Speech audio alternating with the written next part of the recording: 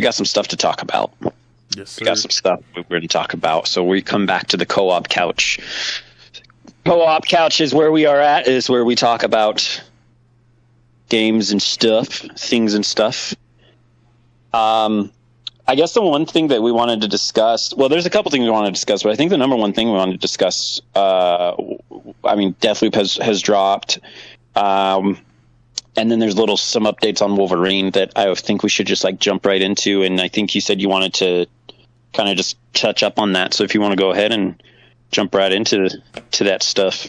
Yeah. So what is going on, guys? It is the co-op couch, joined by your host, Nerdy Giant, and I am the Blind Prophet. Yeah, so I just wanted to kind of recap, because we did get some information after we did talk about Wolverine, where I believe it's the creative director, I could be wrong on that, but his name is Brian Horton. He responded to a tweet asking if the game is going to be like full size, or if it's going to be like Miles Morales in terms of scope, and just how it'll be. And he responded very shortly. All he said was full size, mature tone. So the biggest takeaway that I took from that was that it might possibly be an M rating, just because why would you say mature tone? And then on top of that, if you do go to the PlayStation blog and try to watch the trailer there, you have to verify your age to make sure that you're, I believe, 18 plus. So that's something that God of War, Ragnarok also has you do, and that's obviously going to be an M-rated game. So, again, this is not necessarily confirmed M rating. I mean, obviously the ESRB probably hasn't even gotten involved because it's still early in production.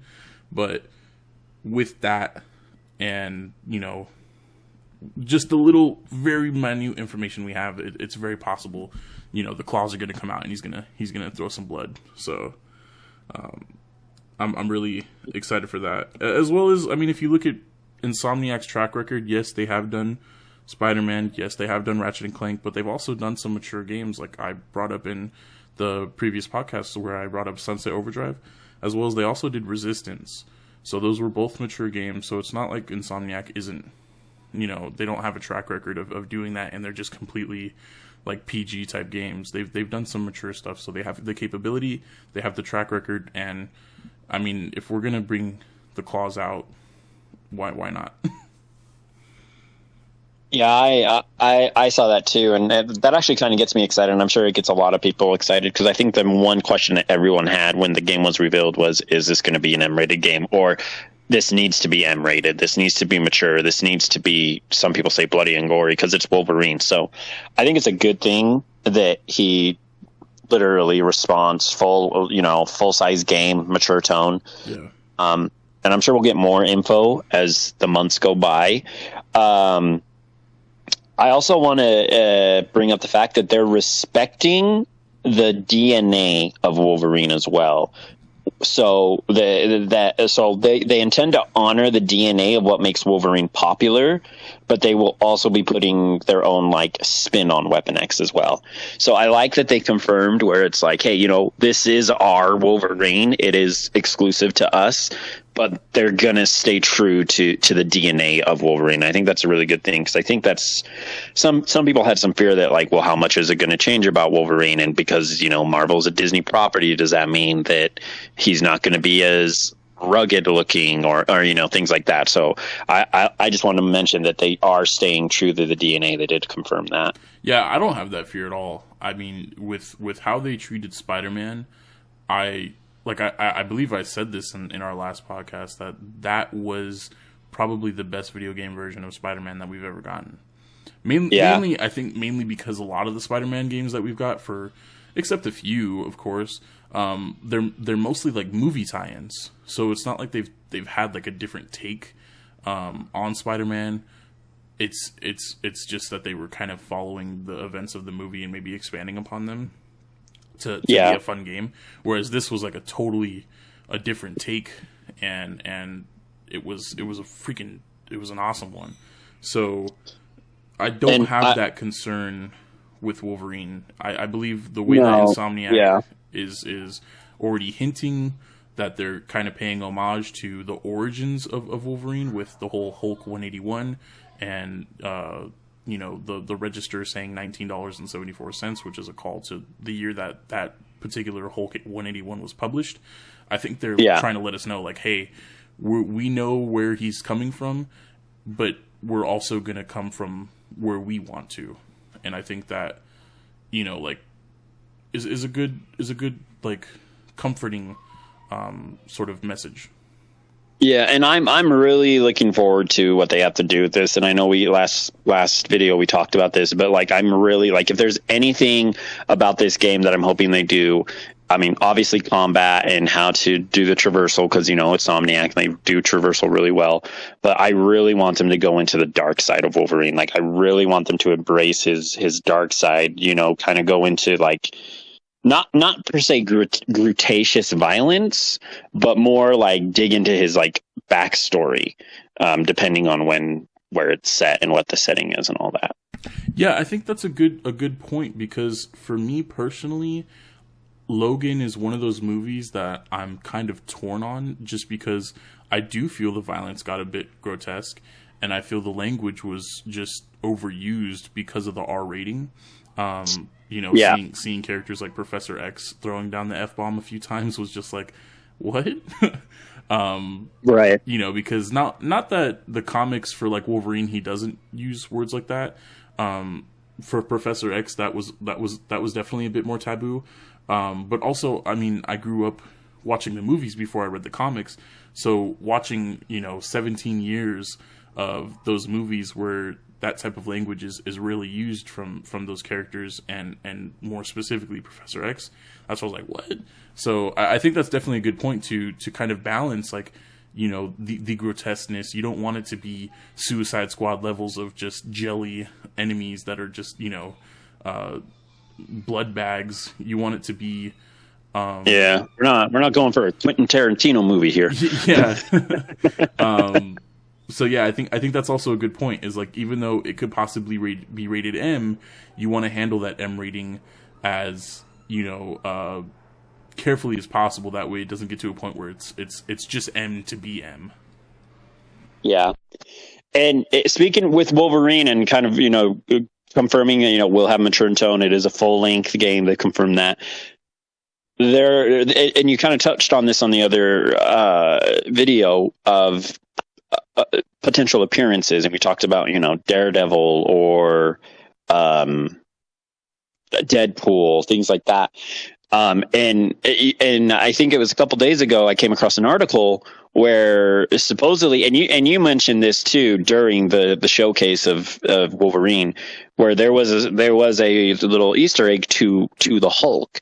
So, and again, I'm not saying that Hulk is in this or whatever, but I would like to see a potential bout between Wolverine and the Hulk, maybe, or something. Again, that all really just depends on the story Insomniac wants to tell, and all that. It's really basing most of this on narrative tone, depending on what characters we see, if we even see characters for that matter.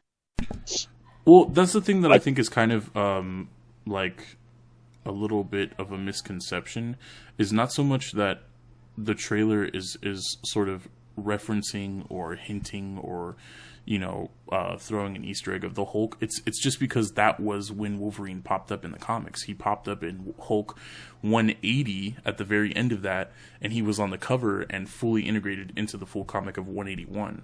So that's the only reason why it's HLK Hulk 181, is because that was when he made his debut. Yeah, the same could be said if it was, IRN MN 182. Like if it's Iron Man, like it's not like it's referencing towards Iron Man. It's just because it's a Wolverine trailer.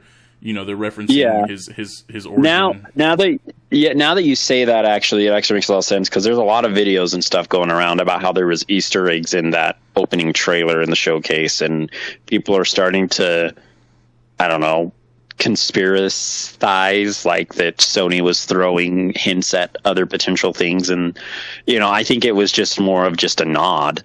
Yeah. If anything. Yeah, I mean, because especially when you talk in terms of like origin, Spider-Man did the same thing with Stan Lee. they had a Stan Lee cameo, which I think was dual. It was a dual purpose of, one, to kind of pay homage to the MCU, where they had Stan Lee cameos in like pretty much every MCU movie besides some of the Fox properties, but also that Stan Lee was the original, you know, writer of Spider-Man. Spider-Man, yeah. So I think it was just that kind of thing, is like they're paying homage to the origin, the starting point, the debut of Wolverine, and it could just be sort of a message of like I said, like they're saying, hey, we did our homework, basically, because that was something that was kind of cool about Hugh Jackman, is that Hugh Jackman was actually told not to read any of the comics. And he was reading them in his trailer anyway. So I remember that. I think it's just kind of one of those things where like Insomniac's just saying, not so much that Hulk is going to be in the game, which, I mean, it could still be possible. I'm not writing that off. I'm saying I think it's more of a, hey, we did our homework, we know where he's coming from, and we're going to show you where we're coming from. Yeah. This wasn't on the list of things to talk about, but since we're on the topic, I am very curious. I don't know if we brought this up in the last video, but out of villains, who would you like to see for Wolverine? Who would you like to see Wolverine go up? Like, because we have, obviously, you know, the probably big villain that everyone knows is Sabretooth. So you could go up against his arch nemesis, Sabretooth, you know, but there's a whole bunch of possibilities when it comes to Wolverine, because you have like, and I may be going into the Marvel comics here, but you have like, I think her name is like Deathstrike, I believe, or like Silver Samurai, or I would say if they're going kind of doing their own like origin sim, could be like going and just battling the people that made him, basically. Yeah, the Weapon X program. Weapon X program, thank you. Yeah, I mean, so that's the thing, is because if you're asking who I would like to see, I would definitely probably say Sabretooth. I mean, I've always loved their sort of rivalry in the comics. But if we're talking about speculation, I have no idea, because that was the kind of thing, is like, you could definitely say that we expected to see some of the villains that we did in Spider-Man, but the way that we saw them, I think was the part that I think was kind of cool. Like in particular, Doc Ock, like him being sort of a mentor for Peter, and their relationship, and like even that last conversation that they have, where like, you know, Spider-Man's breaking down and telling him like, dude, you were everything that I wanted to be. And that sort of twist, I think, was something that I would like to see done for Wolverine, something that we haven't seen before in regards to a villain for him. We've already seen sort of the brotherly thing done with Wolverine for Sabretooth, so I can't really say I would like to see that done again for him. But yeah, that's really hard to speculate. The only villain that I would love to see, but it would kind of be hard from a gameplay perspective, would be Magneto. I don't know how you would be able to fight Magneto, because you already have the metal claws. If Magneto's a boss, like you would have to really cleverly handle how he would fight him. But as far as a villain, like, that would be a cool one to see too, because he's definitely another one that Wolverine kind of, you know, would go up against. The only other person that I also like their relationship, because my favorite Wolverine comic has to do with both of them, is Mystique. She's a dope one that they could handle, where from a gameplay perspective, she would be awesome too, because like, let's say Wolverine's trying to hunt her down, he would have to go off of his sense of smell. Oh, okay. So yeah, from a gameplay perspective, if she were to be hiding in plain sight by using an NPC's skin, or something like that, Wolverine would kind of have to do sort of like a Geralt-esque tracking thing, which I think would also be kind of a good talking point, is how Wolverine could play in terms of course, everyone is thinking hack and slash, but I think he might play very similar to Geralt, because he kind of is a Geralt-esque sort of character, in the sense of he would do probably a lot of tracking, as well as his healing capabilities and all that type of stuff. Smelling and Yeah. See, there's a whole bunch of stuff that we can easily get into. But again, the more we talk about this game, the more excited I get for it, man. Like, yeah, I kind of hate talking about it just because it is, like I say, Wolverine is definitely my favorite comic book character of all time. So he's not my favorite comic book character, but he's definitely one that I've been wanting an actual like big AAA budget title. Yeah, and to have Sony do an exclusive on him, just gets my butt. Yeah, definitely. I definitely yeah. So just to tie that off, I think Sabretooth and Mystique would be my top choices. Probably now, the more that I think about it, and I think in terms of like gameplay capabilities and story capabilities, Mystique probably more so than Sabretooth, because if they wanted to go the X-Men route, Mystique could possibly bring in those characters like Magneto as well as Professor X. So as a way to tie in that world together, if they wanted to go the route that I kind of brought up in our last video, like Marvel Gaming Universe, if they wanted to tie in more characters, whereas I feel Sabretooth, not that he doesn't have that capability as well, but he's more of just a rival rather than Wolverine and Mystique kind of had like a weird relationship where they kind of balanced on romance as well as rivalry as well. Like Mystique was just kind of like a man, how would you say that? They just had a really dope relationship in the comics that I've always really appreciated. It not so much like a Mr. and Mrs. Smith, but like it's so weird, but it's cool. It's just there's a lot they could do with that. I think there's way more they could do. Yeah. We'll just have to wait and see this whenever it comes out, whether it's 2025 or 2023. But yeah, speaking of PS5 exclusives, I know that you definitely wanted to touch on Deathloop. I think you have a bit more play experience than I do, just because, like I said, I had to work last night and I had to sleep this morning, so I've probably only collectively had like 2 hours. So I'll let you kind of spearhead the conversation forward with that one. Well, so what I want to bring up with Deathloop is it's definitely a very it's a game that's been doing really well, hands down. I'm looking on Metacritic right now, and it's at an 88 Metacritic score. Whether Metacritic means anything to you or whoever people who are listening to this, it's a good way to kind of just get an idea on how the reviewers feel about the game. Yeah. And from the score, it's pretty well. But what we want to talk about, this isn't a review. We're not reviewing this game. We haven't finished the game, nor are we reviewers. So we don't really, this is more of just our opinions as consumers on how we felt about this game and if it really was worth the money that we put into it. So I haven't finished the game. I've probably put in about maybe 5 hours or so. I know the campaign supposedly, well, I guess it depends, and we'll get into that, but supposedly the campaign isn't very long, depending on how you play, I guess. That's the thing with this game, though. It is overwhelming. And for me, it was overwhelming. I'm not a big hardcore gamer.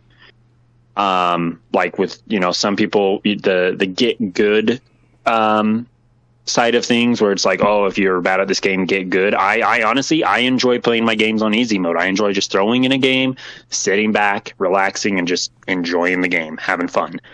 This is not that kind of game for me. It's a frustrating process.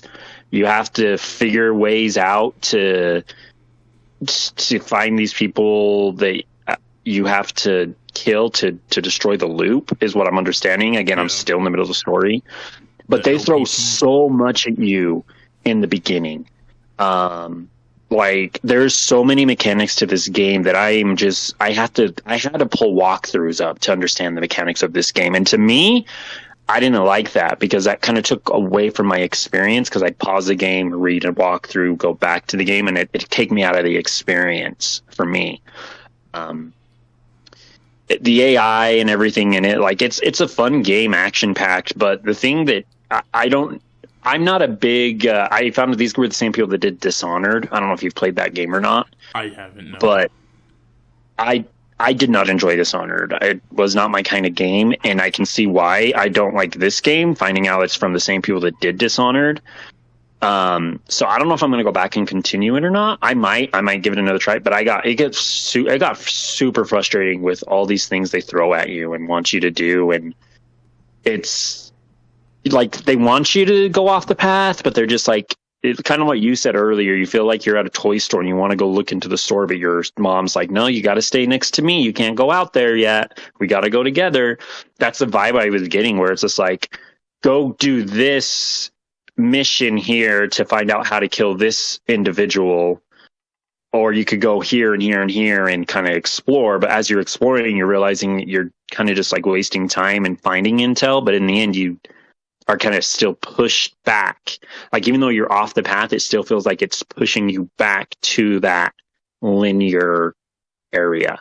So, like I said, I mean, I don't know if it's even worth. I put 60, or it was like 56 for something for me because it was on a discount on the PlayStation Store.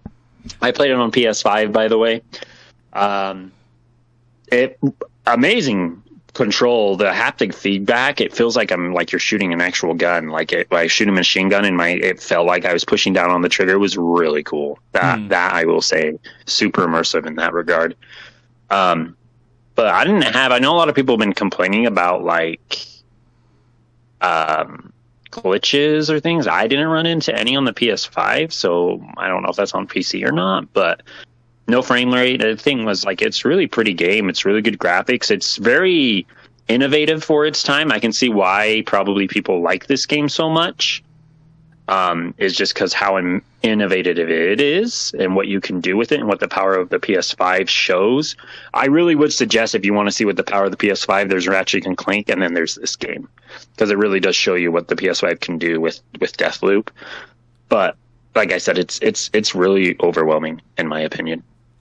Yeah, I definitely agree with that aspect of it. I can't speak on the PS5 aspect of it just because I am playing both, on PC and keyboard and mouse. I have a PS5 controller for certain games that, like I still can't do Fortnite keyboard and mouse. So I do have a controller for some games that are still a little harder for me to do, but PC doesn't have like a PS5 controller support, to say, in regards to the haptic feedbacks and adaptive triggers. So I can't speak on that aspect. I was kind of bummed out about that part because I knew that in a lot of the marketing material they do kind of touch on that in regards to like you can feel like the gun jam and there's certain like audio cues that the controller will kind of put out to you, the trigger in regards to like shooting and all that stuff. So it's like, dang, dude, I do wish I could take advantage of that. But yeah, the exposition, I mean, at times felt like I'm watching a soft Christopher Nolan movie in regards to like the time and all that type of stuff. Which, I mean, it's more, I'm able to take it in a little bit better due to the voice acting, because I do think the voice actors for both Colt and Juliana are really good. They're really dope voice actors. I was going to say, I think that's one thing that kept me, because there is this level I got stuck and I got so frustrated, and every time you died and your loop ends and you have to start the day over again, I haven't had a repeat of dialogue yet. Every single dialogue I've heard is brand new. So that I thought was really cool, because I'm like, oh, she's probably going to say the same thing after a certain amount of... No, it is all new dialogue every single time. And I've died a lot in this game, and I've not come near a repeat dialogue yet. Yeah, I haven't played enough to really die and restart a day yet. I'm still going through like the story beats and following. I think I stopped when you're supposed to find the... I think it's like the laboratory. I just got the LPP, so I'm still kind of following the story beats. I have died in game, but not. You're supposed to die like 3 times, I think, before you start the day over. I haven't died those 3 times yet to start the day over. I think the maximum I've died is twice. All I'm gonna say, dude, is get used to the whatchamacallit, or whatever The hackamajig. The hackamajig. Yeah. Get used to using that, because those turrets, man. Yeah, I've used it several times, and I've actually used the turrets on. I kind of used it in one area where the turret was facing towards the area that I needed to go, so I kind of used it as cover for the enemies that would start to come towards me. Yeah. So that was really useful.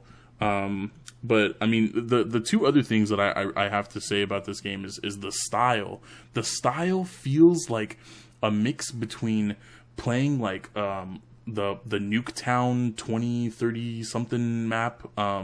There was that one map that was like futuristic, but also it had that it was a future vibe of like the 50s. There's a certain word for that type of vibe. It's what the 50s they thought the future would look like, and this game has that vibe, but it also has like a weird James Bond music vibe to it that is like really cool at times. Like when you're in like a fight, the music is really fun to fight to. I love how it's like, because now you bring that up, and this is why I like us having this conversation, because like you're bringing stuff up that I like either forget or you just kind of gloss over. When you're doing the stealth or the sneaky sneak is what I like to tell myself when I'm like, oh, I got to do the sneaky sneak. When you get noticed or something, like it revs up, dude. Like that music hits, you want, and I think the game's trying to tell you, like, go stealthy. You got to take this slow, take slow. Think about it, dude. When I hear that music, I'm just like, screw this, dude. It's all bullets and hell now, man. Yeah, the music is like, all right. You want to go guns blazing? Let's do this. We'll do this. Yeah, so you don't last very long, though. You don't last very long. Yeah, the style in music is definitely something that I think is refreshing, because I mean, when you have Call of Duty coming out with its like 12th freaking World War II game later this year, and you've got all these sequels and reboots and all this stuff, remakes. This is a game that I think is definitely a breath of fresh air, with as much exposition and as much hard to follow world building as there is. And like I said, I think also too, because I had just woken up when I tried to get back into it, I think that exposition was harder to follow for me, just because I'm like, oh dang, I gotta follow all this and do all this, and I'm not even, I don't even got the boogers out of my eyes yet. So well, and the thing for me with all that is, there was a lot of reading. Yeah, especially that was another point I was going to bring up, is that the text that's like in the world, it's like that text that like it's like floating, and it'll kind of like fade away when you pass it. I got Suicide Squad vibes, man. Yeah, that kind of stuff. It's cool sometimes, because like when you restart one of those days, and the text on like right before you go into a mission area, it's like, baby, did you miss me? Like some of it's like kind of funny to read, but other times I'm like, do I need to stop and read this? Like, is this important? That's what I do. Like, I'll stop. Like, I was in the middle of a mission, and I turned to an area where I was trying to get to the main objective, and I see writing on the wall, and I'm like, oh, is that important? And I get killed. And I'm just like, that's distraction right there. Yeah. But I do. So since you bring that up, it kind of got me thinking, because at the beginning of the game, when you start out, you see the writing in the clouds and stuff, and Colt, he starts reacting to it. He starts actually reading what we're reading, and I took that as like, oh shoot, are we going to react to this? Like, are certain like messages going to be like sent to us?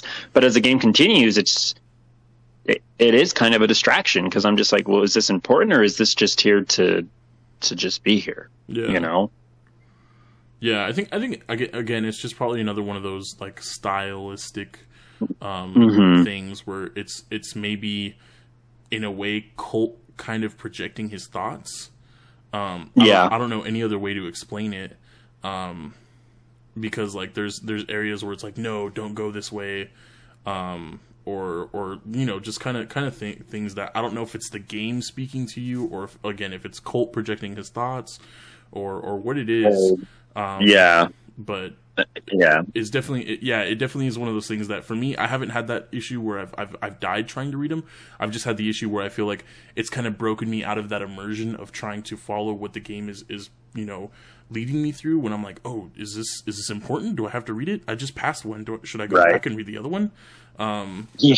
To where that part, I think, is where it's a little bit like cumbersome to try to take it all in at once.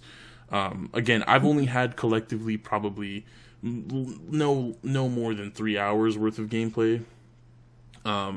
So it could be something that as time progresses, I'll get a little bit more used to, or maybe a little bit more annoyed. I can't really, and for me, and for me, like I said, only about 5 hours in. If I continue to play and I get further in, maybe it will explain more about why there's writing there, or like maybe more will be explained, because there's definitely, I have more questions than anything. But again, it's just, as of right now, it's not my kind of game. It's not. If you're really into the hardcore gaming, you're really into the super like plan out your stuff before you go, rather than going in guns a-blazing and stuff. This may be for you. If you're into Dishonored, if you've played Dishonored, you'll probably like this game. But if you're not into Dishonored and you're not into that type of gameplay, this may not be a game that you'd want to spend $60 on, per se. That's my takeaway. Is if I probably should have done a little bit more research on the game before picking this up for $60. Because if I would have known what it was, I wouldn't have spent $60. I would have waited for maybe till it was up sell for like maybe $20 or 30. Yeah, I think that's definitely also another talking point to be had. I think we kind of touched on that in our last podcast in regards to how games are being priced and such, and I think I agree with you in terms of the price when it comes to the world. I feel the world is small. The versatility is definitely there. Like, there's areas where I'm like, okay, if I had that power where it teleports you, I could see where an approach could be made differently, or I think the game itself doesn't have the issue of feeling like low quality. I just feel like in terms not at all. Of world, and when you think of, again, I always compare any game that I buy to Red Dead Redemption 2, because I feel like Red Dead Redemption 2 is criminally underpriced due to how how much that game offers. I feel like this is definitely a game that should have been closer to like $39.99, $45. But again, I only have 2 to 3 hours in. My thoughts on that could change depending on how much more this game has to offer. Yeah. We may come back to this topic if we get further into it, or definitely, we'll see. But yeah, again, this isn't like a definitive review of our experience. Nope. This is just like we're talking. Like I think the whole point of talking about this is like, if you're talking to your coworker or a friend about like how your progress is going in playing the game. I think that's really all this conversation serves. It's not so much we're trying to review and sell the game. We're just saying like, this is what we think about the game so far.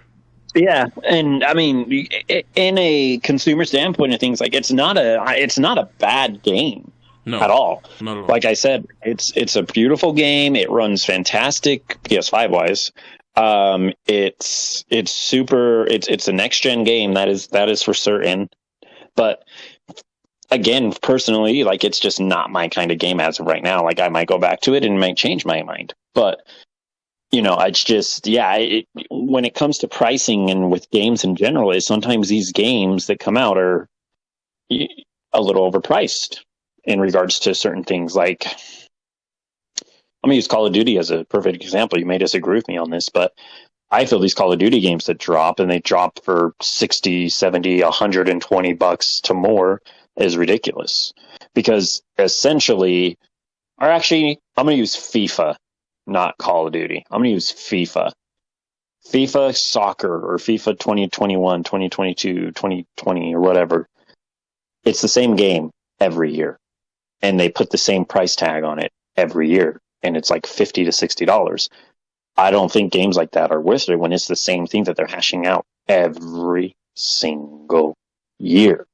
When it's something innovative and new and never done before, or, really beefy. And again, going back to Red Dead 2, what that game did, no other game has done. I think the closest thing we have to it was before Red Dead 2 came out, and that was Skyrim, because of the world and what you could do and the ability you had to basically make your own story. Red Dead 2, the world, the characters, the shooting mechanics in Red Dead 2 are pretty outdated, but still, it's still a lot of fun. There's the detail in that game. They're outdated, man. They feel outdated because you feel like you're shooting in the 1890s. Like,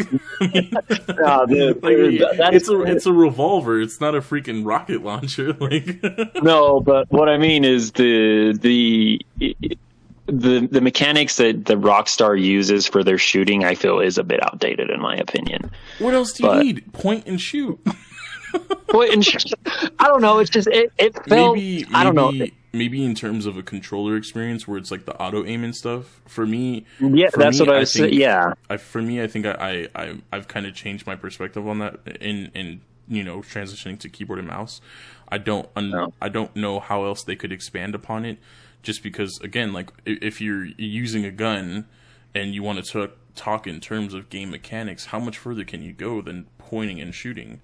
And the game does go further in the terms of gun mechanics when you talk about the wellness of your gun, how much you maintain it, you can clean it. I don't know what else they could do. So it's not by saying what you could do. It's just like the same. It's kind of the same system they used. It felt kind of clunky to me. And again, that might be why it comes to difference between PC and console. I think so. I definitely think so, because I think it's a dual thing where we talk in terms of it could be in terms of it feeling similar to Red Dead Redemption 1 and it feeling outdated because of that. And also, again, the auto aim aspect of it and feeling like, because I think that's something that I kind of got annoyed with when playing it on console, is like I didn't feel the jeopardy of those gunfights because all I had to do was press L2 and then R2. Whereas when I'm on keyboard and mouse, man, I'm like, trying to aim and I've got the horse bobbing up and down and there's definitely a lot more at stake when you have the free aim aspect of it. So for me, again, there's not much more they could do, but I think also you kind of sound similar to when I hear people talk about The Last of Us Part 2 in terms of the game aspect of the combat, in terms of, well, not so much combat, but how the game presents the mechanics of like traversal and like crouching and the whole, like, I've heard a lot of people say that it's like, oh, it's kind of outdated as well, like it's pretty much just the first game, but you can go prone, where I feel that's kind of unfair, because in when you talk about that, it's a means to the end, basically, where it's just to get you to those story beats, and it serves its purpose well. I mean, there's not much more I think you can do with a gun other than point and shoot. Whereas when the difference that I think The Last of Us and The Last of Us Part 2 have is when you talk in terms of the cause and effect. When you talk about how Ellie can use the gun, how she can upgrade the gun, she goes to those benches, and the effect when you see the enemy get shot in the throat and you can hear those guttural sounds coming from their throat and you see them throbbing on the floor. That is where I think the innovation comes in. And that's where I think I don't know how much else they could do in terms of the actual mechanics of pointing and shooting. Yeah, no. Again, I think where it comes into PC and console situation, because it felt clunky to me. It felt like it shoot, but the aiming, it just felt clunky. Like, in no way was it like horrible. It'd be like, oh, the shooting mechanics in this game are horrible. No, like it's still good. It is a clunky experience for me personally. But going with The Last of Us, Red Dead 2 did that as well, where you'd shoot a dude in the leg, or say like he would react and hold his leg, or he'd react and hold his hand. Like I'd shoot, but when I had quick draw events, I would freaking shoot the dude's hand because I was trying to be, honorable thief. And he'd hold his hand and like hold it like his fingers got shot off, and I was like, that is so cool. Yeah. Again, not many games do. And those listening and watching, feel free to say in the comments if you think you know a game that it goes as detailed and as immersive as Red Dead 2. Because I have yet, and that is something, maybe that's why I continue to play so many games in my life. Maybe I'm trying to find that void that Red Dead 2 has for me. Because I have yet to play a game where I have felt the same way or have had the same emotions and same reactions as I did with Red Dead 2. If I could go back in time and replay Red Dead 2 for the first time, I literally would. It was that much of an experience for me. Yeah, I agree. I think there's definitely a lot of games that I appreciate, but an overall experience, like that's the thing that I think I've kind of brought up to you in our previous conversations about Red Dead 2, is that like, The Last of Us Part 2 is really awesome in terms of graphics and how the world looks and all this type of stuff, but it's not open world.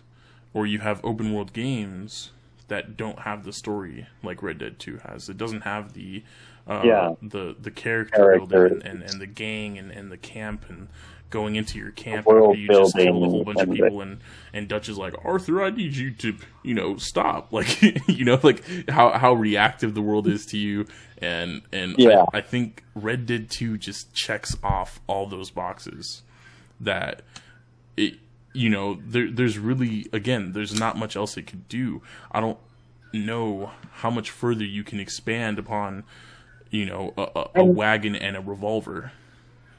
It's well, no, and we're gonna do it. We got on the Red Dead topic, dude. Yeah.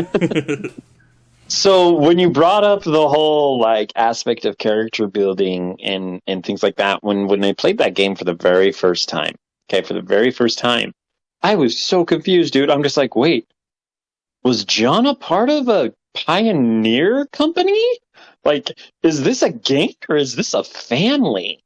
Like, it did not feel like your typical outlaw, run-of-the-mill gangs, When I played for the first time, I was just kind of like, wait, are these outlaws or are they just, like, people just trying to get by in the best way they can? And with that character building and getting to know almost every single person in the camp, like, I don't think there's one person you did not have a meaningful conversation with at all. When it all comes to an end, spoiler for those who haven't played, when it all comes to the end and the gang is either dead or totally just disbanding, like, to this day, like when I played it just a couple months ago, dude, that still freaking kills to watch.